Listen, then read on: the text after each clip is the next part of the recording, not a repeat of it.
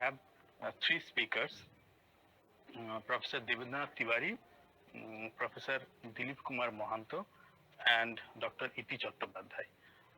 The first speaker of this session, Professor Devendra Nath Tiwari. I welcome you, sir. Professor Tiwari recently retired from Department of Philosophy and Religion, Banaras Hindu University, Banaras, Varanasi. He was a general fellow of Indian Council of Philosophical Research from 1993 to 1996. Uh, he is widely known as the outstanding scholar of Indian philosophy. His book, Language, Being and Cognition, A Contemporary Perspective, published in 2014, culminates in cognitive holism, which draws a boundary of cognition and philosophical reflection. His another book, The Central Problems of Bharthhari's Philosophy, published in 2008 by Indian Council of Philosophical Research, New Delhi, is a milestone in the field of understanding the world of communication and is widely read by national and international scholars of philosophy and language. The Upanishadic View of Life, published in 1986, is another book authored by him, which is highly appreciated by scholars of philosophy. He has more than 126 papers published in national and international journals of philosophy. He has delivered more than 200 lectures in different national and international seminars, conference, workshop, refresher course by various universities in India and abroad.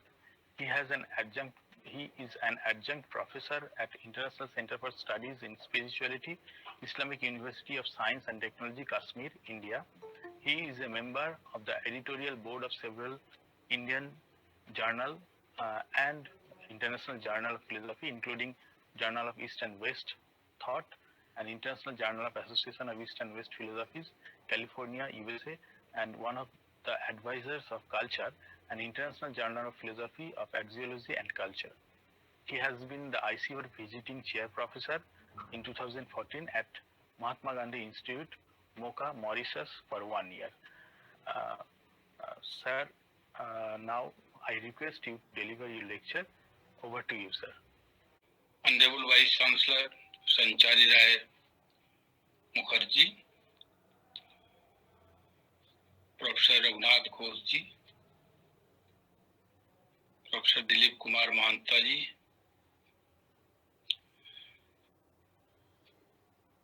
Professor Prembada Sarkar ji, Head of the Department Professor Bhaskar Jha, Convener of the seminar, and Joint Convener Arun Kumar Chaudhary of Siddiqui Alam Beg, Organizing Secretary Tapas Kumar Mahant, Dipti Dharji, and I think that after my lecture, Iti Chattopadhyay has also to deliver a lecture. So here you have so far heard many scholars speaking on different aspects of contemporary Indian philosophy, Indian thinkers. I know the limitation of time. Therefore, I will not go into detailed introduction, only with few lines introduction about Vivekananda. You know, to understand Vivekananda is very difficult because he was not a person like us. He was a great saint. He sacrificed his life for excelling the interest of the Indian nation and Indian culture. Vivekananda, as he is evaluated by most of the scholars, is a spiritual humanist. His mission was to liberate the mind of the people from ideological religious dogmas, and other superstitions one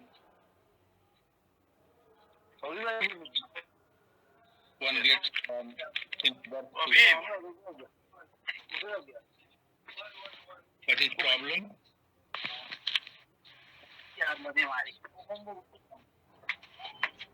If any problem, you can tell me.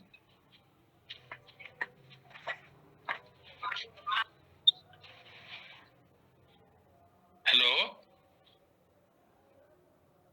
Hello? Yes, sir. We have no problem, sir. Please continue. So please keep silent, therefore I can speak. Okay, sir. So mute all of you. So Vivekananda is a spiritualist, humanist. His mission was to liberate the human mind of the people from all types of superstitions, whether it is ideological, religious dogmas, or other sort of superstitions we acquire from our parents, our society, and different ideas. So as to help the realization of spirit within and without, outside. So, so many ideas are floating nowadays in the era of technological development, advancement. And here, we are confused very often that what idea should I adopt? It is coming from Europe, it is coming from America, coming from Russia, China, coming from... Which should I adopt? So, Vivekananda here stands very important, very relevant for us. Because he says that don't see what the other ideologies are. You go through all of them, but you have to see how far they are amicably acceptable to the mind of the people.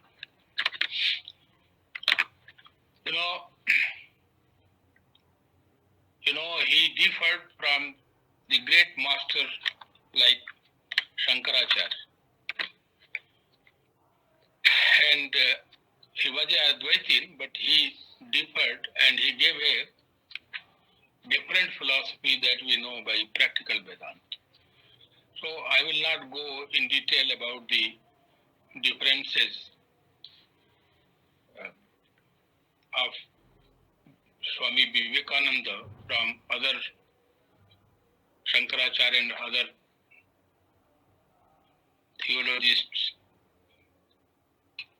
ideologists and humanists. But I will say that the way he gave a theology, he gave a metaphysics, one can say that he has not given a metaphysics of his own, just he has interpreted the Vedanta. Okay, it's true that he has not given a metaphysics, but wherever he found that the metaphysical conceptions given in the past, they should be modified to widen their view and to make it more practical. So from this point of view, I will here express only 2 or 3 points. That is, let me say, God. But before that, I want to say what is the moral problems. The first is that ideological problems, theological problems. So many theories in the moral sciences, in the ethics are emerging. And now, from the time of the Socrates until today, we have reached to the relative theory of ethics, according to which some duty is good if there is a reasoning. So if I do a duty that is not good for others, but I have a reason, I can say that it is moral because I have a reason to do that. So this is what you can give another argument. I can give another argument. There can be a problem of agreement and all that. So you may differ from me. I may differ from you. There will be everywhere conflict. But the second one is that about the ideologies, I have already told that so many ideologies are coming. You have your own philosophy of morality. Some other have their different. So now you see what should be the moral practice that gives place to all the different theories, but not limited to any of them. For responding this, we have to peep into the thoughts of the Vivekananda. Now we will come in very brief about some concepts. For example, you see God. So, God in different sectarian schools, religions, is taken something different. And his message also taken differently. But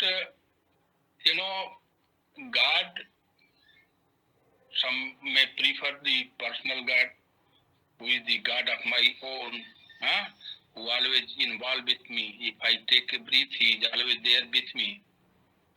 Some does not accept this. Some may say that it is a sentient God. Some may say that no. It is beyond our grasp of the mind. So many theories about God. But everybody accepts that God is the creator. But Vivekananda said that no, God is among us.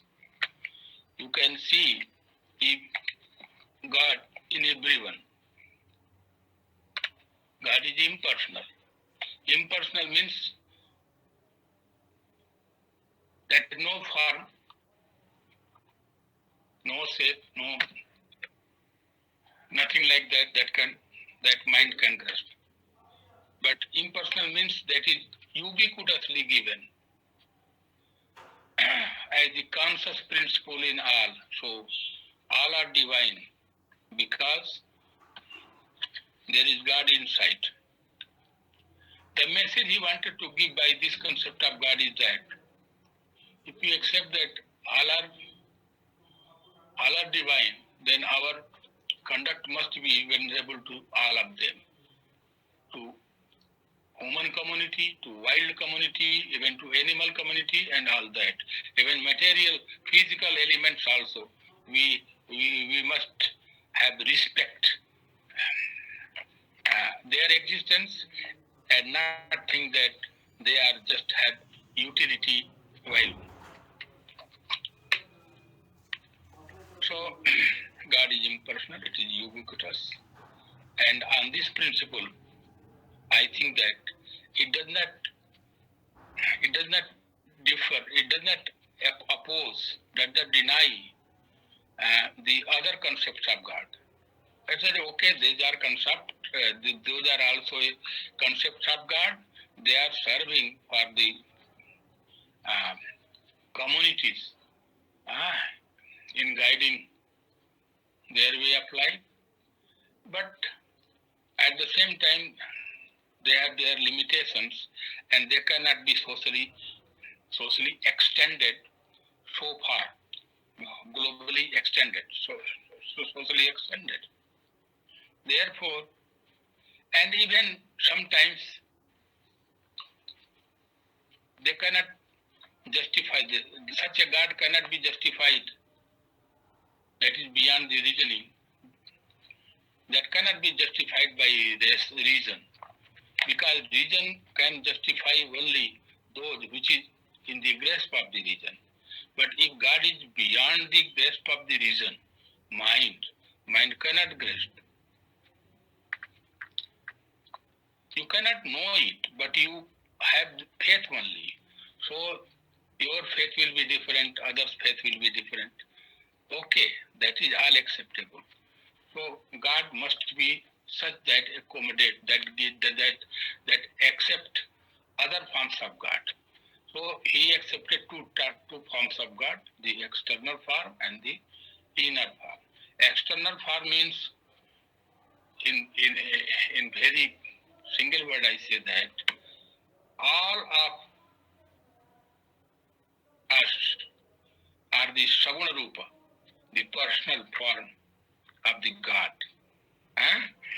So there is impersonal inside the personal. Like Devendra Nath Tiwari also, he also accepted that there is infinite inside the finite. And the purpose is to move on, march on to infinite. The second difference from Shankar is Shankar accepts Sachidananda, the existence, consciousness or knowledge, and bliss as the nature of Brahman. Vivekananda does not accept a difference between the Brahman and God. Shankaracharya makes a difference. The God is only a logical need for meeting out the problems of creation, preservation, destruction, and as the just giver of the fruits of the actions. But in Vivekananda you find that God is consciousness, pure consciousness, that is existence, knowledge, but he replaces the word bliss by the word love. He wants to see that love is the God.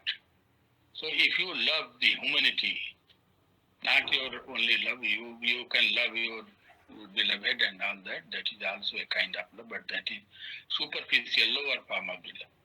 To love beyond the boundary, to widen your love to all the surroundings, the inside the world, inside you and the outside all. That is what he used to mean by love. So unconditional love. So love, because if there is love, you can perceive goodness in them. And so far goodness is concerned, he says that good and bad, they are not just opposite. Something can be bad from a point of view, a perspective, but that can be good from the other's perspective. For example, you see, snake biting causes death. So that is evil. But it is good. Snake is good also, in the sense that so many life-saving drugs are made out of the poison of the snakes. So something may be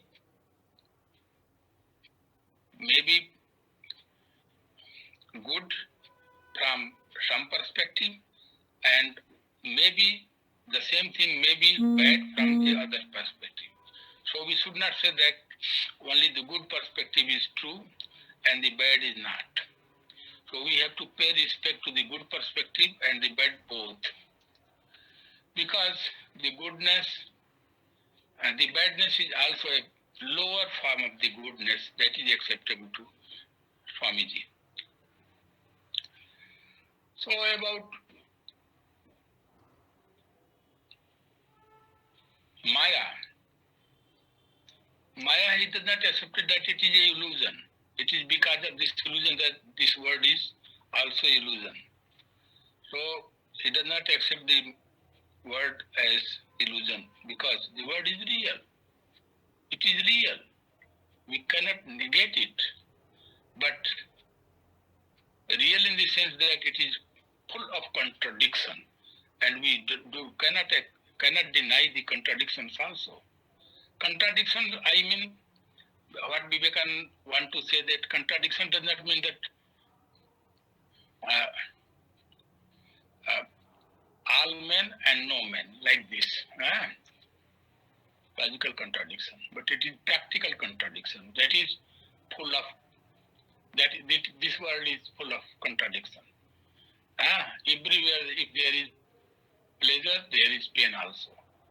So, if there is positive, there is negative also. If there is human, there is inhuman also.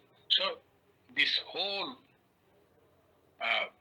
world, which we call Maya, is just an error, a contradiction.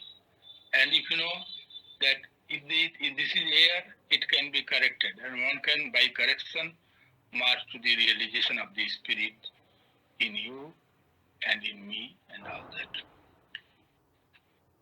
So now I want to come with this introduction to his view of the universal religion. What does Vivekananda mean by universal religion? It's very important, because there are religions, so many great traditions of religions: Christianity, Hinduism, Islam, Zoroastrianism, and others.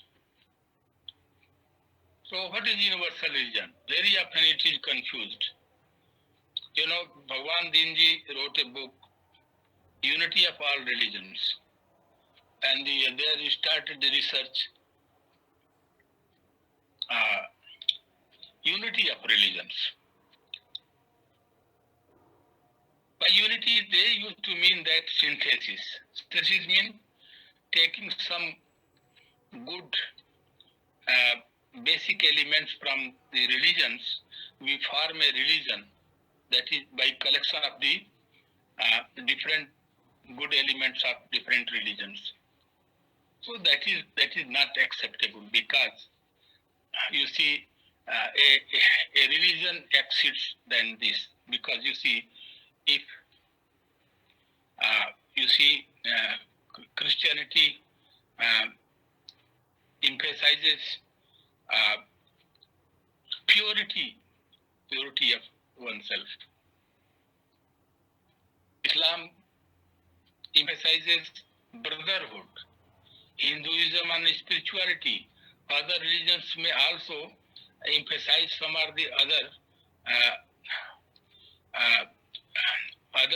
elements useful for the humanity. But that is not the whole, and whole made out of these parts, samanvaya. Religion is not samanvaya. You cannot make a cloth, a dress out of different pieces of clothes of different colors. That will not be a dress, but it will be a dress of jokers. So he accepts the two aspects of religion. The first is external and the second is inner. External means belonging to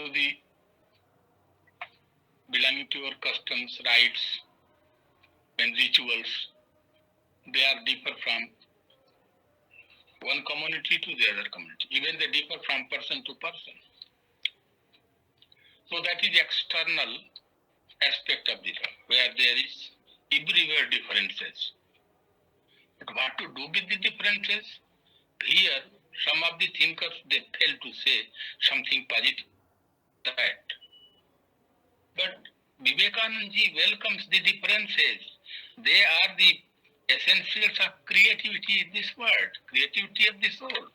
So these differences he welcomes.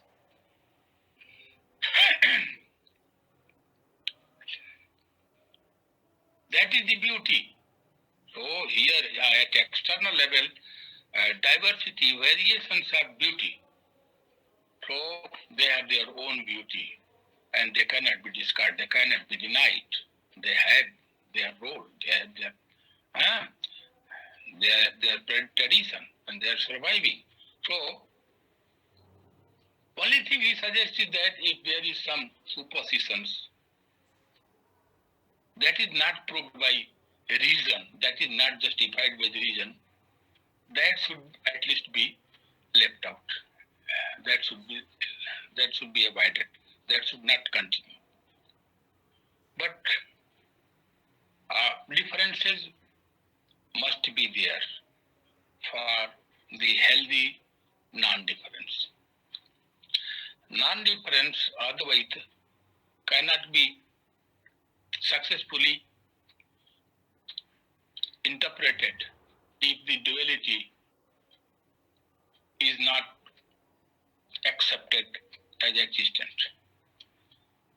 If there is duality, there is a significance of non-duality. So thus he says that yes, at external level, bodily level, everything is different. But at inner level, there is essential unity. I cannot say that unity. Essential level, there is a religion, the religion of the spirit. And that spirit is not limited. It is the spirit of the humanity. It is in you and in me. So, that is the basic element no religion can deny, but this is the base of all the religions. So this inner aspect is important. But what should be the inner religion that a religion can satisfy? So Vivekanandi, he has a vast works on this view, and he delivered so many lectures, but all are compiled in the complete works, so it is available. But in a very brief lecture, it is not easy to bring all the beauty Vivekananda has given on different points. So the first factor a religion has to satisfy is reason. That is, he accepts anything that is justified by the reason. If something is not justified by the reason, that is not scientific, and that cannot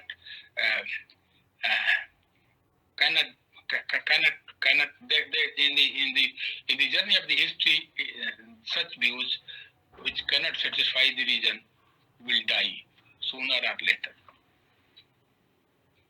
So even he accepts Veda, the existence of the Veda, only because Vedic teachings, they are justified by the reason. And if there is something not justified by the reason, he will not accept. So he is a rationalist also in this sense. He does not accept even the faith elements if they are not practice of the faith element if they are not justified by the reason. Practice of the faith element. The second aspect is that he is a very broad-minded, he was sent, he was perceiving everything as equally divine as he was himself and his tradition. So the second thing is the respect of the diversity, the variations. If a religion is there, it must be such that it respects the other religion. That is not secularism.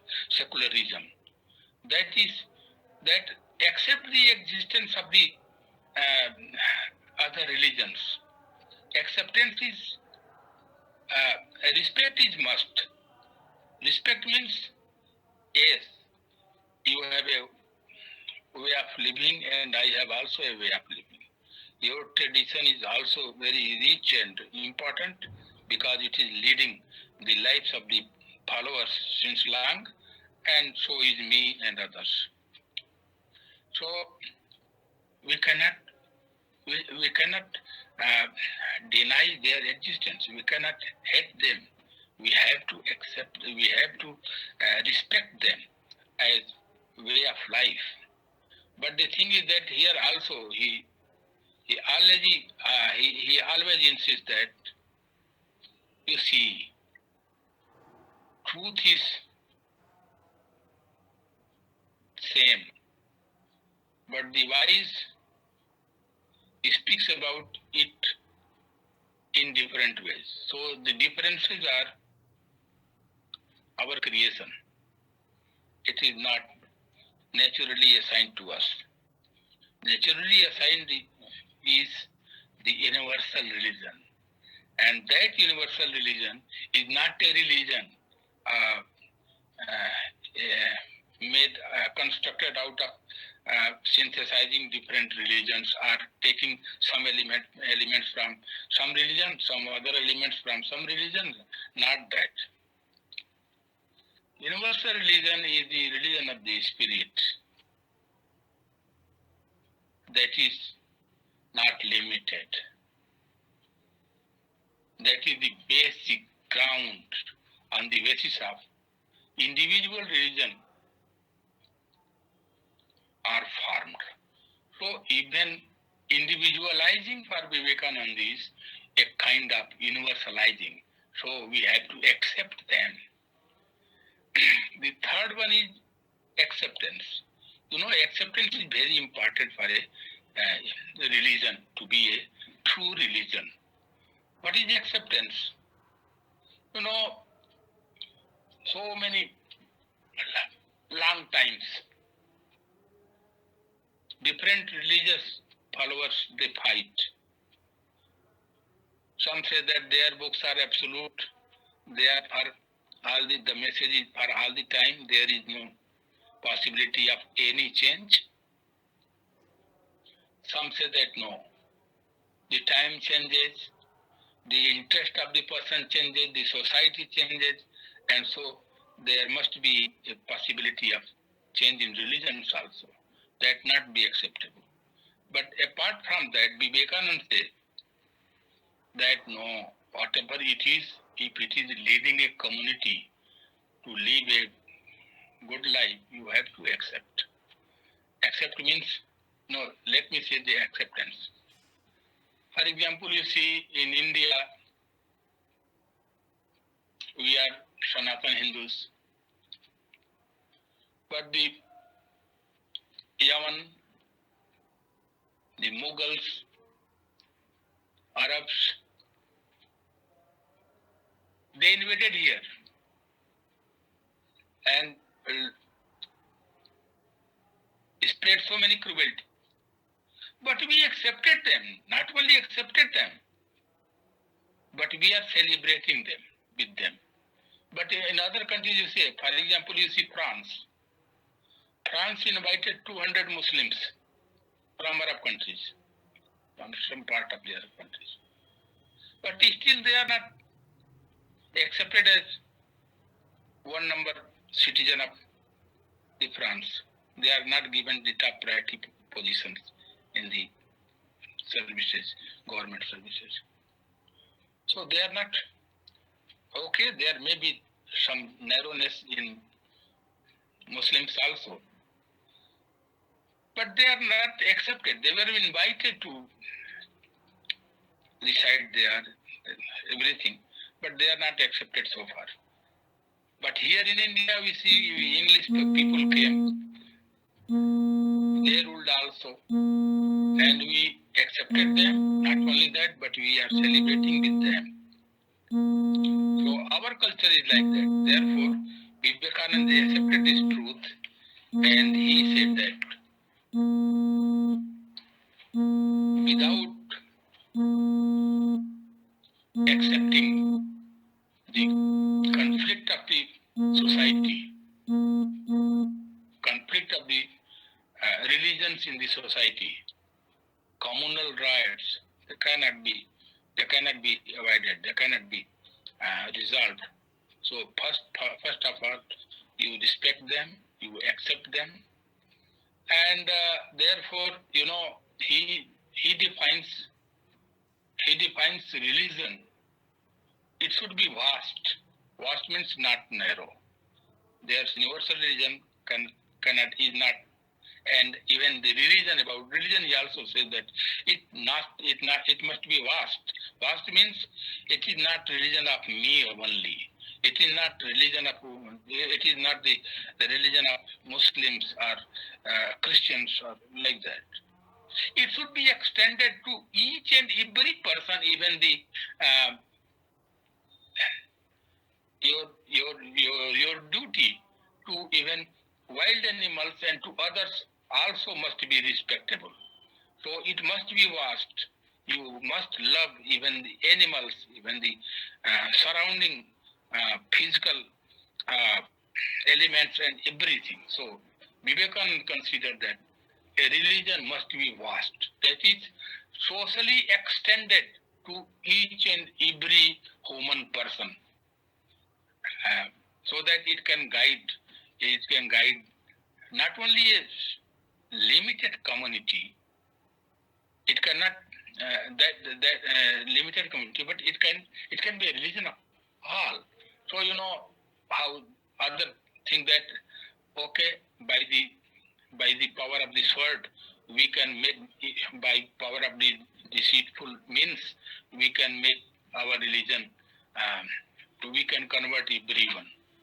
But Vivekananda acceptance and celebration of other religions is not like that. He said that no, you realize that you are also divine, others are also divine. If your religion is not extended with love to the others, and you are so narrow, then the time will come, your religion will die. So religion must be vast, infinite, like the sea that can welcome the merger of all rivers. So your heart should be full of joy, full of love, love for all. I think that Professor Jha might be thinking that I will take much time. Therefore, with 2 more points, I will finish it. So, different religions he accepted. But universal religion is not one among them. Universal religion is rational. It believes in the universalization, philosophization, and making universal religious ideas, religious thoughts, or religious faiths, not by device but by reason. The second point, very good example by analogy of, so all the religions are like pearls, moti pearls, and the universal religion is like the thread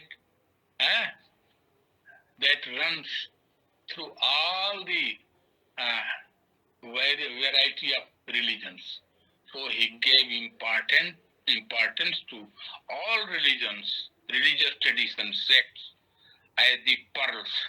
And the universal religion is not one of the pearls, but it is like a thread that runs through all the religious sects, religions, religious traditions. So there is no possibility of any bigotry, sectarian bigotry in universal religion. This is also an essential quality of the essential religion. Now coming to a very great contribution of Vivekananda ji to the contemporary philosophy, that is the concept of Daridra Narayana. So everything is divine, and if you perceive divinity in the poor, downtrodden, and those who are in pain, suffering, need, love the God. So loving God means loving all these disabled, widows, poor, and all that. So he gave most important in his universal religion service to humanity, service especially to Daridra. Daridra means poor, weak, downtrodden, and those who are neglected previously in the society. Now they brought into the center of the service. So by Vivekananda. This was a great revolution in the history of social sciences also, religion also. So service should not be restricted to your community or that community, your race or that race. Service should be done to others and especially to poor, downtrodden as a worship.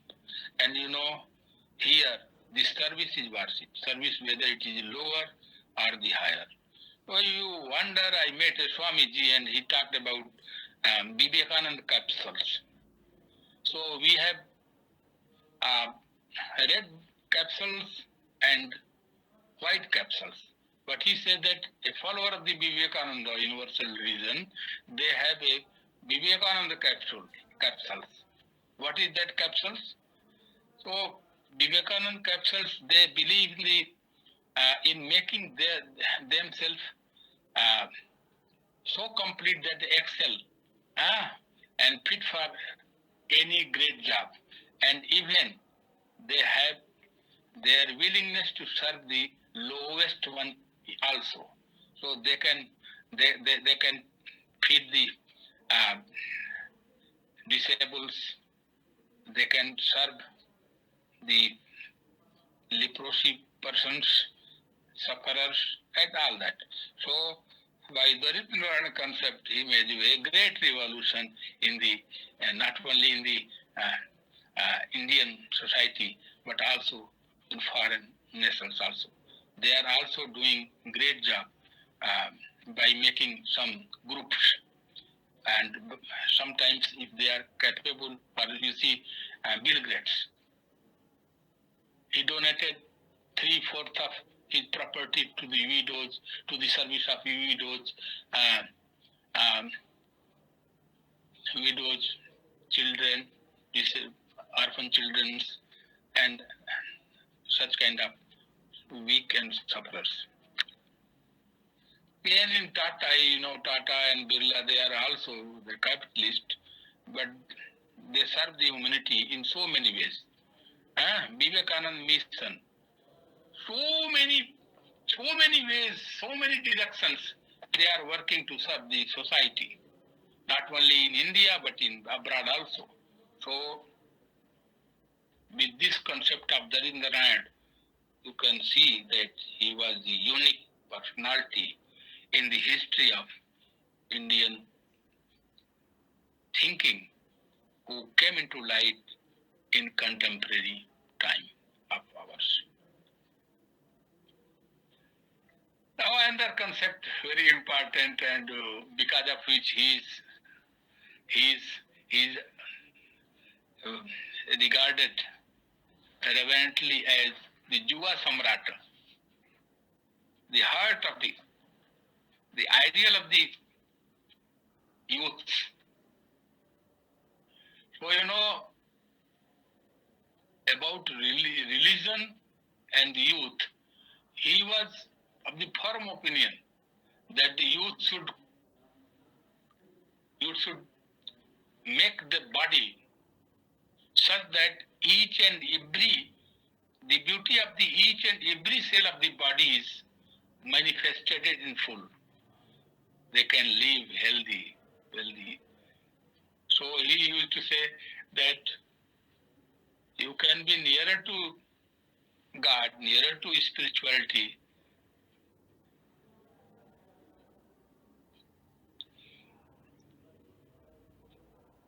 by reading Gita, learning Gita, but more than that,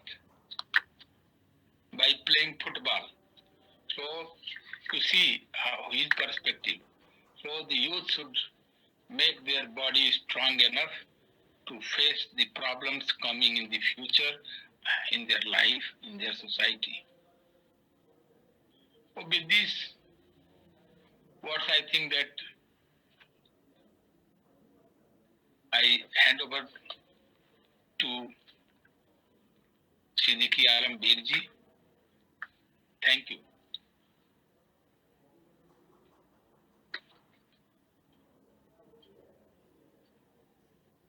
Thank you. Thank you.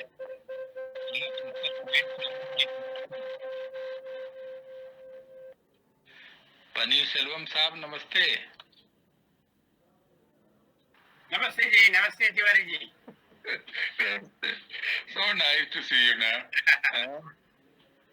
Very nice points which have, especially I liked the concept of Daridra Narayana which you have highlighted.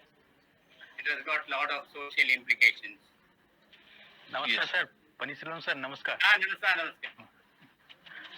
Thank you so much, sir. Professor Tiwari, you have nicely delivered the chief concepts of Vivekananda's philosophy of religion, his universal religion.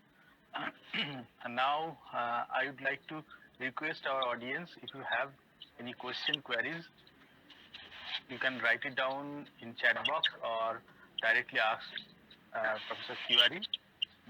For the paucity of time, as I have already said, we can take 2 or 3 questions.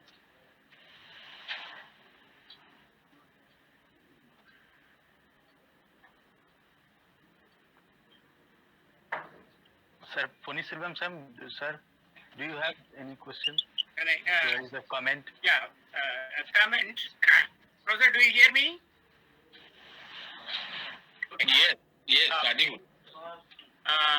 Now, this is a general question, but when you have given a beautiful lecture on Vivekananda, then it occurred to me that why not I relate it with the classical Indian philosophy.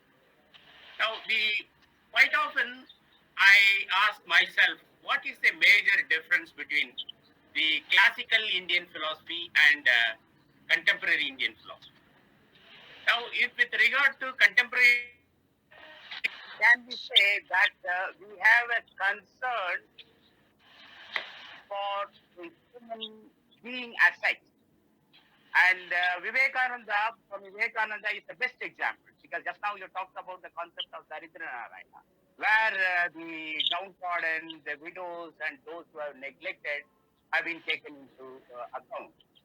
But in the classical Indian philosophy, we are more concerned about the self or soul or Atman. But here in contemporary Indian philosophy, I would like to state, I don't know whether I am right or wrong, in contemporary Indian philosophy, we have been giving a special importance to human body as such. Of course, self is very important, but human being as such. And Swami Vivekananda is the best example. And not only Swami Vivekananda, all new Vedantins have made their attempt in order to show that how human being as such, both body and self are important. What would be your comment, Professor? Pardon again. About body. Yeah, body, yeah. So you see, he gave very important to body also, because body is made of the 5 seats, and the Anand seat, Prem, the love seat, is also the bodily product of the one of the seats. So he says that this body must be healthy, cheerful, so that a universal religion can done into it. So if your body is healthy, you are not limited minded. If your body is healthy, your mind is healthy, and therefore it can accept the universal religion. It can accept the vastness, the infinity of universal religion, the divinity of everyone, respect for everyone, even respect for the, even the accept the existence of the evil also as the lowest form of the good. So he says that body is very important because soul is inner, but this body is, the soul is not only body covering, body is a cover, but soul is open. Your body covers the soul, my body covers the soul. So we have also soul. That is also divine, same substance. So about the physical, he also accept the physical, very important, because without physical you cannot do any religious activity. So for religious activities, for moving into the uh, uh, moving into the thinking, thought process, living a life of a divine, you need a healthy body, a body in which your self-consciousness, your reason can well work.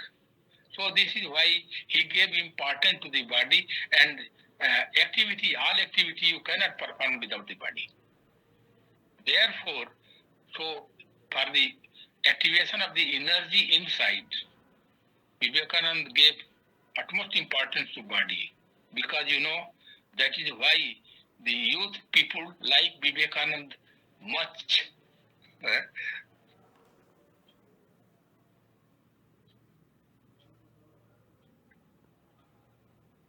Another question, sir?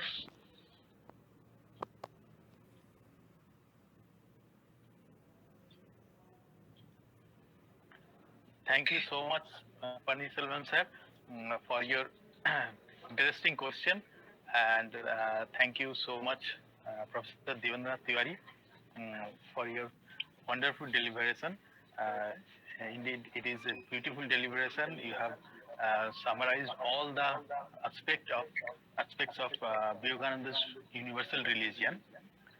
Now, our next lecture